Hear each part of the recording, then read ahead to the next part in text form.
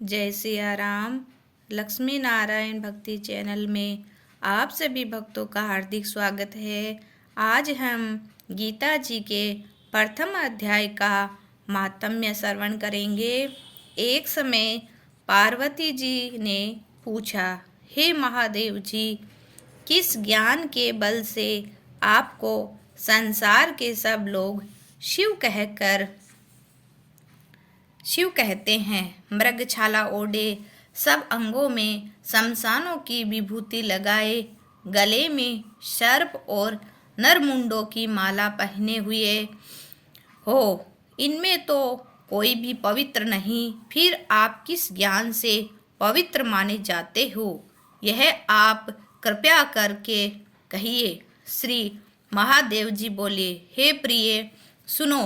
गीता को हृदय में धारण करने से मैं पवित्र माना जाता हूँ और इस ज्ञान से मुझे बाहर के कर्म नहीं व्यापते।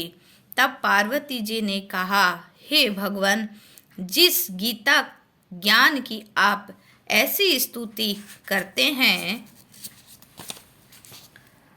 उसके श्रवण करने से कोई कृतार्थ भी हुआ है?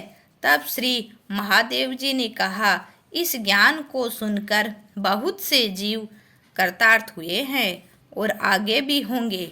मैं तुमसे एक पुरातन कथा कहता हूँ, तुम श्रवण करो। एक समय पाताल लोक में शेष नाग की सैया पर श्री नारायण जी नैन मूंद कर आनंद में मग्न थे। उस समय भगवान के चरण दबाती हुई श्री लक्ष्मी जी ने पूछा, हे प्रभु, निद्रा और आलस्य तो उन पुरुषों को व्यापता है जो पुरुष तामसी है, फिर आप तो तीनों गुणों से अतीत हो। श्री नारायण प्रभु महादेव हो, आप जो नेत्र मूंद रहे हो, यह मुझको बड़ा आश्चर्य है। श्री नारायण जी बोले, हे लक्ष्मी, मुझको निद्रा आलस्य नहीं व्यापता। एक शब्द रूपी जो भगवत गीता है, उसमें जो ज्ञान है उसके आकार रूप है, तैसे यह गीता शब्द रूप अव्यक्त रूप अवतार है। इस गीता में यह अंग है। 5 अध्याय मेरा मुख है, 5 अध्याय मेरी भुजा है, 11 अध्याय मेरा हृदय और मन है, 16वां अध्याय मेरा उदर है, 17वां अध्याय मेरी जंगा है, 18वां अध्याय मेरे चरण हैं।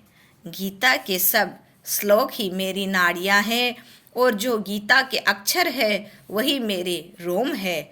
ऐसा मेरा शब्द रूपी जो गीता ज्ञान है, उसी के अर्थ में मैं हृदय में विचार करता हूँ और बहुत आनंद को प्राप्त होता हूँ। लक्ष्मी जी बोली, हे श्री नारायण जी, जब श्री गीता जी का इतना ज्ञान है, उसको सुनकर कोई जीव कृतार्थ भी हुआ है, सो मुझसे कहो। तब श्री नारायण जी ने कहा, हे लक्ष्मी, गीता ज्ञान को सुनकर बहुत से जीव कृतार्थ हुए हैं, सो तू श्रवण कर। एक शूद्र वर्ण प्राणी था जो चांडालों के कर्म करता था और तेल लवण का व्यापार करता था। उसने एक बकरी पाली। एक दिन वह बकरी चराने को वन में गया और वृक्षों के पत्ते तोड़ने लगा। वहाँ उसे एक सर्प ने डस लिया, जिससे वह तुरंत मर गया। मरकर उसने बहुत नरक भोगे, फिर बेल का जन्म पाया। उस बेल को एक भिक्षुक ने मोल लिया। वह भिक्षुक उस पर चढ़कर सारे दिन मांगता फिरे, जो कुछ भिक्षा मांग कर लावे वह अपने कुटुंब के साथ बैठकर खावे। वह बेल सारी रात द्वार पर बंधा रहे, उसके खाने पीने की भी खबर न लेवे। कुछ थोड़ा सा भूसा उसके आगे डाल देवे। जब दिन चढ़े, फिर बेल पर चढ़कर भागता फिरे। कई दिन गुजरे तो वह बेल भूख का मारा गिर पड़ा, किंतु प्राण नहीं निकले। नगर के लोग देखा करे, कोई तीर्थ का दान दे, कोई व्रत का फल दे, तब भी उस बेल के प्राण नहीं छूटे। एक दिन गणिका आई। उसने लोगों से पूछा, यह कैसी भीड़ है? तो उन्होंने कहा, इसके प्राण नहीं निकलते, अनेक पुण्यों का फल दे रहे हैं तो भी इसकी मुक्ति नहीं होती। तब गणिका ने कहा, मैंने जो कर्म किया है उसका फल मैंने इस बेल के निमित्त दिया। इतना कहते ही बेल की मुक्ति हुई। तब बेल ने एक ब्राह्मण के घर में जन्म लिया। पिता ने उसका नाम सुशर्मा रखा। जब वह बड़ा हुआ तो पिता ने इसको विद्यार्थी किया। तब उसको पिछले जन्म की सुधि रही थी। यह अति सुंदर हुआ। इसने एक दिन मन में विचार किया, जिस गणिका ने मुझे बेल की योनि से छुड़ाया था उसका दर्शन करूं। विप्र चलते चलते गणिका के घर गया और कहा, तू मुझे पहचानती है? गणिका ने कहा, मैं नहीं पहचानती, तू कौन है? तेरी मेरी क्या पहचान है? तू विप्र है, मैं वेश्या हूँ। तब विप्र ने कहा, मैं वही बेल हूँ जिसको तुमने अपना पुण्य दिया था। तब मैं बेल की योनि से छूटा था। अब मैं विप्र के घर जन्मा हूँ। तू वह अपना पुण्य बता। गणिका ने कहा, मैंने अपने जाने अनजाने पुण्य नहीं किया, परंतु मेरे घर एक तोता है, वह सवेरे कुछ पढ़ता है, मैं उसके वाक्य सुनती हूँ। उस पुण्य का फल मैंने तेरे निमित्त दिया था। तब विप्र ने तोते से पूछा, तू सवेरे क्या पढ़ता है? तोते ने कहा, मैं पिछले जन्म में विप्र का पुत्र था। पिता ने मुझे गीता के पहले अध्याय का पाठ सिखाया था। एक दिन मैंने कहा, मुझको गुरु से क्या पढ़ना है? गुरुजी ने मुझे श्राप दिया कि तू सुआ हो जा। तब मैं सुआ हुआ। एक दिन फंदक मुझे पकड़ ले गया। एक विप्र ने मुझे मोल ले लिया। वह विप्र भी अपने पुत्र को गीता का पाठ सिखाता था। तब मैंने भी यह पाठ सीख लिया। उसी दिन विप्र के घर में चोर घुस पड़े। उसको धन तो प्राप्त न हुआ, किंतु वह मेरा पिंजरा उठा के ले गए। उसकी यह गणिका मित्र थी। वह मुझे इसके पास ले आए। सो मैं नित्य प्रातः गीता जी के पहले अध्याय का पाठ करता हूँ।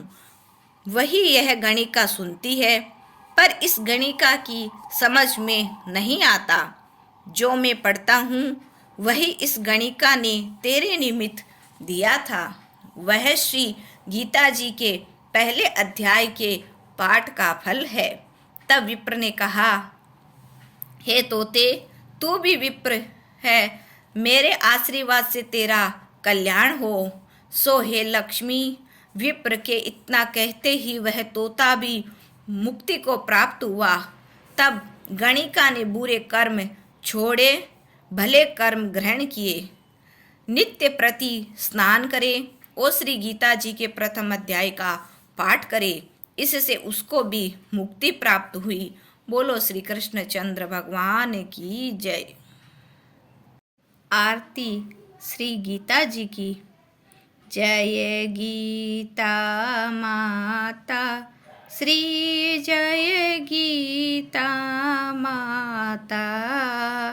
सुख करनी दुख हरनी, तुमको जग गाता। जय गीता माता। अज्ञान मोह ममता को छिन में नाश करे। सत्य ज्ञान का मन में तू प्रकाश करी। जय गीता माता। शरण मेरी जो आवे, तेरी मति ग्रहण करे। मैया तेरी मति ग्रहण करे। पाप ताप मिट जावे, निर्भय सिंधु तरी। जय गीता माता। रण क्षेत्र में अर्जुन जब शोकाधीर हुआ, कर्तव्य कर्म तज बैठा, बहुत मलिन हुआ। जय भगवत गीता। तब कृष्ण चंद्र के मुख से तुमने अवतार लिया, तत्व बात समझा कर उसका उद्धार किया। जय भगवत गीता। शरीर जन्मते मरते, आत्मा अविनाशी। मैया आत्मा विनाशी, शरीर को दुख व्यापे, आत्मा सुख राशि। जय भगवत गीता। शरीर की ममता को मन से त्याग करो, आत्म ब्रह्म को चिन्हो से अनुराग करो। जय भगवत गीता। निष्काम कर्म नित्य करके जग का उपकार करो। मैया जग का उपकार करो। फल वांछा को त्यागो, सद्व्यवहार करो। जय भगवत गीता। मन को वश में करके इच्छा त्याग करो, निष्काम जग में रह कर हरि से अनुराग करो। जय भगवत गीता। यह उपदेश तेरे जो नर मन में लावे, भगवान भव सागर से वह क्यों न तर जावे। जय गीता माता। जय गीता माता। ओ मैया जय गीता माता। सुख करनी दुख हरनी, तुमको जग गाता। जय गीता माता। बोलो श्री कृष्ण चंद्र भगवान की जय।